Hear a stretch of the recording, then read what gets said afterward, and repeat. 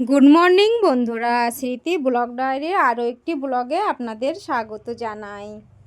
তো দেখো, ঘুম থেকে উঠে অনেক কাজ সেরে নিয়েছি, সেগুলো আর তোমাদের সাথে শেয়ার করিনি। তো এখন বাজে ওই ধরো 8:30টার মতো কিন্তু বেজে গেছে।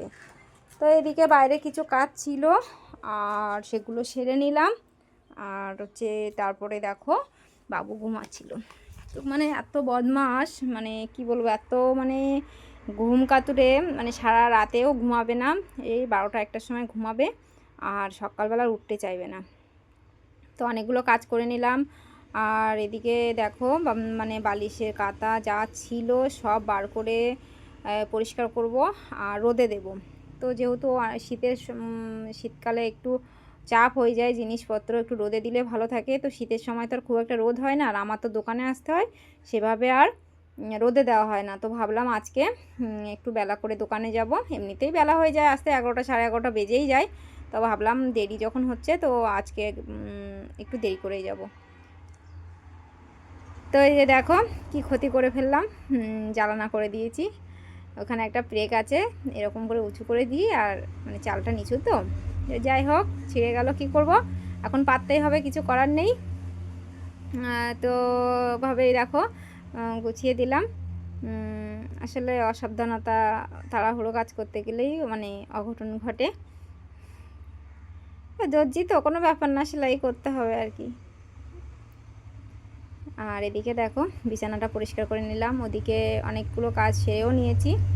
আর বাবুকে তো টেনে তুলে দিলাম, দেখেই বুঝতে পারছো ঘুম থেকে উঠতেছে না, খুব কষ্ট করে ঘুমাতে হয়। আর এই যে ওষুধটা দেখালাম, এটা কিন্তু আমার ওই যে অ্যালার্জি ওঠে দাদা, মানে সেইটা মানে মাখলে একটু কম থাকে আর কি। তো এই যে দেখো বিছানাটা কিন্তু পেতে দিয়েছি। আর দেখো মানে যা ছিল সব তো বাইরে বার করে দিয়েছি। তো ভাবলাম ঝাড়টা দিয়ে নিই তারপরে। তো এদিকে বিয়েবাড়ি গেছিলাম, সেসব কাপড় চোপড় একবার কেচে ধুয়ে সব রোদে দিয়ে দিয়েছি। সেগুলো তোমাদের সাথে শেয়ার করিনি, তার একটাই কারণ ফোনে চার্জ ছিল না, তো ফোনটা চার্জে বসিয়ে দিয়েছিলাম। আর তারপরে দেখো যে কাজগুলো আছে সেগুলো তোমাদের সাথে শেয়ার করছি। তো এইগুলো আগেই সব মেলে দিয়েছি, রোদে বার করে করে মেলে দিয়েছি। তো তারপরে ওগুলো বার করে এখনও মানে ভিজানো হয়নি, তো ভাবলাম উঠোনটা ঝাড়ু দিয়ে নিই, উঠোনটা ঝাড়ু দিয়ে নিয়ে তারপরে ভিজিয়ে দেবো। তো এই দেখো আমার উঠোনটা ঝাড়ু দিয়ে ওখানে সব পাতা পুঁতোগুলো জমিয়ে দিই। আর দেখো আবার পাতা পড়ছে, কার সহ্য হয় বলো। তো পাতা পড়ছে, পড়ুক, এখন তো পাতা পড়ার সময় পড়ুক। আর এবার দেখো আমি আরও অনেকটা রোদ হয়ে গেছে, আর যেহেতু অনেকটা বেলাও হয়ে গেছে, তো এই যে কুলগুলো রোদে দিয়েছিলাম চটকে, মানে গাছের যে কুলগুলো হয়েছিল সেই কুলগুলো কিছু পেড়েছিলাম, তোমাদের আগের ভিডিও হয়তো দেখেছো তোমরা, সেগুলো পেড়ে নুন হলদি মাখিয়ে রোদে দিয়েছিলাম। তো এই যে দেখো আর ওদিকে দেখো পুঁইশাকের ডিমটা চালের উপরে শুকাচ্ছে, যে পুঁইশাকের ডিম তুলেছিলাম সেটা, তাহলে বর্ষার সময় ছড়িয়ে দিলেই পুঁইশাক হবে। তো এই যে দেখো পুঁইশাকের ডিম আর এটাগুলো দিয়ে এবার এইগুলো ভিজিয়ে দেবো। তো এগুলো ভিজিয়ে কাছাকাছি করে স্নান করে, আজকে আবার বৃহস্পতিবার, কাছাকাছি করতে নেই, কিন্তু কি করব, বৃহস্পতিবারে কাছাকাছি করি না সচরাচর, কিন্তু আজকে করতে হলো। আর তারপরে বালিশ কাতা যেগুলো ছিল, বালিশ ছিল মানে মেন বালিশগুলো সব বার করে রোদে দিয়েছি। এই যে দেখো, আর দেখো গাছে জবা ফুল ফুটেছে। তো আজকে অনেক কটা ফুল ফুটেছে, সেগুলো স্নান করে কেচে কুচে সব ধুয়ে দিয়ে দেখো ঠাকুর ঘরে পুজো দিতে চলে এসেছি। আমার পুজো দেওয়ার পদ্ধতিটা হয়তো তোমাদের সাথে ভালোভাবে শেয়ার করা হয় না। তো আমি প্রথমে এসে আজকে বৃহস্পতিবার সব কিছু করে নিয়েছি, নিয়ে আগে জলটা শুদ্ধি করে আচমনটা করে নিই। তো আগে আচমন করে জল শুদ্ধি করে নিলে একটু মানে ভালো লাগে। তারপরে দেখো তুলসী পাতাতে মাখিয়ে মানে ঠাকুরগুলো সব মুছিয়ে ধূপ ধুনো দিয়ে, আর দেখো কত ফুল ফুটেছে, সব তুলে নিয়ে এসেছি, ধূপ ধুনো প্রদীপ সব জ্বালিয়েছি। তো দিদিকে দেখো ধূপ নিভে গেছে, আমার খেয়ালই হয়নি যে ধূপ নিভে গেছে, যখন পুজো প্রায় শেষ সে সময় মানে বুঝতে পেরেছি যে ধূপ নিভে গেছে। তো এদিকে দেখো ঠাকুর ঘরটা আঁকিয়ে নিলাম। আর ঘরটা আঁকিয়ে নিয়ে আমি এভাবে আঁকাই, তোমরা কে কীভাবে আঁকাও অবশ্যই আমাকে কমেন্টস করে জানাবে। তো আমি প্রথমে ঘরটা দিয়ে নিলাম। তো তার আগে কিন্তু দূর্বা দিয়েছি, যেহেতু ধান দিলে ইঁদুরে খুব উৎপাত করে। আর এই যে কাপড় চোপড় দেখতে পাচ্ছ সব টেনে টেনে নিয়ে যায়, প্রচুর ইঁদুর আছে ঘরে।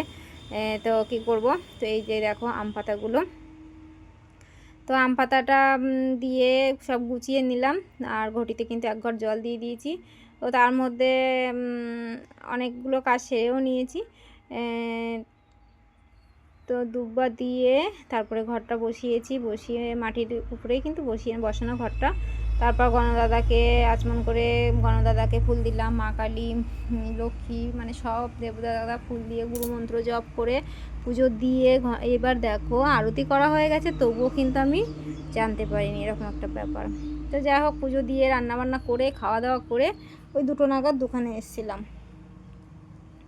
যেহেতু আমার দোকানটা ব্যাক সাইডে, আমি মানে নিজের ফ্যামিলি যেমন বাড়ি থাকে, যেমন বাড়ির মতোই দোকানে আসা যাওয়া করি আমি, তো অসুবিধা আমার হয় না। সামনে থাকলে একটু অসুবিধা হয় যে বাবা 2টোর সময় দোকান খুলেছে, তো যেহেতু দোকানটা ব্যাক সাইডে আমার অসুবিধা হয় না। তো দেখো এটা কিন্তু প্যাডের ব্লাউজ করব আর পাইপিং দিয়ে করব। তো তোমার দেখো কীভাবে মানে অস্ত্রটা প্রথমে আমি কিন্তু সামনে যে পার্টটা যেভাবে প্রিন্সেস কাট কাটিং করতে হয় সেভাবে কিন্তু কেটে নিয়েছি, নিয়ে কিন্তু আমি সেভাবে কিন্তু মানে প্যাডের ব্লাউজে ডবল অস্ত্র লাগে। তো দেখো অস্ত্রটা সেলাই করে নেব, তারপরে মেন কাপড়ের সঙ্গে মেন যে কাপড়টা হয় সেই কাপড়ের সঙ্গে এটা অ্যাটাচ করে, কিন্তু এটা দেখো আমি 2টো বাড়ি একসাথে জয়েন করেছি, তো ভুল হয়ে গেছিলো। তারপরে কি করলাম, আবার খুলে মেন কাপড়ের সঙ্গে অস্ত্র কাপড়টা কিন্তু জয়েন করে নিলাম। তো দেখো মানে ভুলটাও মানে মানে ভুলও হয়, যে আমরা কাজ জানি বলে আমাদের ভুল হয় না সেটা কিন্তু নয়, ভুল মাত্রই জীবন মাত্রই ভুল। তো ভুল হয় এত মানে এমন মানে কথা বলতে বলতে যার ব্লাউজ সেও এসেছিলো মানে আমার কাজ শিখে আমার কাছে, তো ওর সাথে কথা বলতে বলতেই কিন্তু ভুলটা করে ফেলেছি। তো তারপরে আবার খুলে ফেললাম, খুলে দেখো মেন কাপড়ের সঙ্গে অস্ত্রের কাপড়টা কিন্তু অ্যাটাচ করতে হবে। তো এই ছোটো ছোটো ভুলগুলো তোমরা যদি ধরিয়ে না দিই তাহলে তোমরা কিন্তু বুঝতে পারবে না যে সব তো ওইভাবে সেলাই করে নিল, কীভাবে কী করলো। তো সেটা কিন্তু আমি বলে দিলাম। তো এটা খুলে কিন্তু অস্ত্রের সঙ্গে মেন কাপড় দেখতেই পাচ্ছ আমি কিভাবে সেট করে নিচ্ছি। আর এদিকে ফ্যান ছাড়া রয়েছে, শুধু উড়েই যাচ্ছে, এত গরম পড়েছে। তো এদিকে অস্ত্র কাপড়ের সঙ্গে মেন কাপড়টা জয়েন করে নিলাম, আর অস্ত্রটা আলাদা জয়েন করে নিয়েছি। পুরো সামনের পার্ট কিন্তু প্রিন্সেস কাট ব্লাউজের সামনের পার্ট কিন্তু আমার রেডি হয়ে গেল প্রায়, দেখতেই পাচ্ছ। তো এই সাইডের সেলাইটা করে নিলেই কিন্তু আমার রেডি হয়ে যাবে। তো একটা মানে মহড়ার দিক দিয়ে করবে, একটা নিচ দিক দিয়ে মহড়ার দিকে উঠবে, তাহলে দেখবে কাপগুলো বা প্রিন্সেস কাটের সেলাইটা খুব সুন্দর হয়। তো এইভাবে একটা করে চাপ সেলাই দিয়ে নিলেই ব্যাস রেডি হয়ে গেল। আর যে অস্ত্রটা আগে করে রেখেছিলাম এই যে সেই অস্ত্রটা কিন্তু এবার কাঁধে জয়েন করে দেবো। তো কাঁধে জয়েন করে বিভিন্নভাবে করা যায়, কাঁধের যে সেলাইটা থাকে সেটাও মানে ঢেকে দিয়েও করা যায়, পেছন পাটটা নিয়ে একবারে জয়েন করে। তো সেভাবে করব না, আমি এটা এভাবে করছি, যেহেতু ও নতুন কাজ শিখছে, ওকে অতটা মাথার মধ্যে ঢোকালে ও বুঝতে পারবে না, সেই কারণেই কিন্তু আমি এভাবেই করলাম। তো এবার দেখো 10 ইঞ্চিতে একটা মার্কিং করে নিলাম, 10 ইঞ্চিতে মার্কিং করে নিয়ে কিন্তু মার্কিংটা করে নেব। আর এদিকে 7 ইঞ্চি মিডিল থেকে 3.5 ইঞ্চি করে নিয়ে নেব। আর এদিকে দেখো গুড লাকের বাটিটা ব্যবহার করি, তো গুড লাকের বাটিটা খুলে দেখো এদিকে আমি কিন্তু দাগিয়ে নিলাম। তো কীভাবে দাগালাম তোমরা দেখেই বুঝতে পারছো। তো এই ভিডিওটা দেখলে যারা নতুন কাজ শিখছে অবশ্যই তোমরা শিখতে পারবে। তো এই যে দেখো বাটিটা কিন্তু বসিয়ে নিলাম। তো কিভাবে বসাচ্ছি তোমরা নিজেরা গায়ে ছেট করে বসিয়ে নিও, আমার যেহেতু করার অভ্যাস রয়েছে সেই কারণেই কিন্তু আমি আর দেখার কোনো কিছু প্রয়োজন মনে করলাম না। তাহলে সবসময় বাটিটা এমনভাবে বসাবে যেন ভেতর থেকে উঁচু থাকে আর বাইরে থেকে উঁচু থাকে, আর ভেতর দিক দিয়ে মানে উল্টো দিক দিয়ে দেখা যেন মনে হয় গর্তের ভেতরে রয়েছে। এই যে দেখো এরকম না থাকলে কিন্তু ব্লাউজ পরে আরাম পাবে না। তো এবার দেখো পেছনের পাটটা নিয়েছি, তো পেছনের পাটটা নিয়ে আমি যেভাবে করি সেভাবে, এখানে কিন্তু কোনো পট্টির ব্যাপার থাকবে না, নর্মালি সেলাই করে দেব, যেহেতু বাটার কাপড় দিয়ে করছি মজবুতের কোনো অভাব নেই। তো এইভাবে একটা চাপ সেলাই দিয়ে নেব, যেহেতু এটা সিল্কের শাড়ি, তো অনলাইন থেকে নিয়েছে, দেখেই বুঝতে পারছো এই শাড়িগুলো। আর হাতাটা ঘটি হাতা হবে, সেটা কিন্তু আমি করে নিয়েছি, তোমাদের দেখাইনি। তো তোমরা কমেন্টস করে জানাবে, তাহলে ঘটি হাতাটা কিন্তু আমি শেয়ার করে দেবো, ঠিক আছে। আর এদিকে দেখো আমি কাতটাও কিন্তু জয়েন করে নিলাম, কাতটা জয়েন করে নেওয়ার পরে এবার হাতাটা, এই যে দেখো ঘটি হাতাটা গ্লাস ঘটি হাতা, মানে হাতাটা খুব লম্বা হবে, গ্লাসের মতো দেখতে হবে, আর ঘটি হাতা হবে। তো এই যে আমি পুরোটা প্রায় রেডি করেই নিয়েছি, এটা রেডি করে নিয়েই দেখো এবার কিন্তু আমি সেলাই করছি। তো হাতাটা রেডি করা তোমাদের দেখানো হয়নি, তোমরা অবশ্যই কমেন্টস করবে যদি এরকম ডিজাইন হাতা দেখতে চাও, তো আমাকে কমেন্টস করে জানাবে, আমি অবশ্যই তোমাদেরকে দেখিয়ে দেব। আর এদিকে দেখো আমি কিন্তু হাতাটা দুটো হাতায় কিন্তু বসিয়ে নিচ্ছি, নিয়ে ডবল সেলাই মেরে দেবো। তারপরে দেখো আমি পেছনের হুকের জন্য হুকের ঘর পট্টি আর মানে হুকের পট্টি লাগিয়ে নেব। তো তোমরা অবশ্যই আমার ভিডিওটি ধৈর্য সহকারে দেখলে অবশ্যই কাজ শিখতে পারবে। যারা কাজ শিখতে আগ্রহী তারা আমার ভিডিওটা অবশ্যই ধৈর্য সহকারে দেখুন। তো আজকে থাম্বনেলটা এই ব্লাউজটা নিয়ে চলে গেছে, আমি মানে ছবি তুলতে পারিনি, তো তার জন্যে অন্য একটা ব্লাউজে ছবি দিয়ে থাম্বনেল হয়তো দিয়েছি। তোমরা হয়তো দেখে বুঝতে পারছো যে অন্য ছবির থাম্বনেল, কিন্তু কী করবো, এই ব্লাউজের ছবিটা দিয়ে থাম্বনেল দেওয়ার চেষ্টা করেছিলাম, কিন্তু যেহেতু ঘটিহাটার ডিজাইনটা করেছি তাই সেই জন্য কিন্তু অন্য থাম্বনেল দিয়েছি, তোমরা কিছু মনে করো না।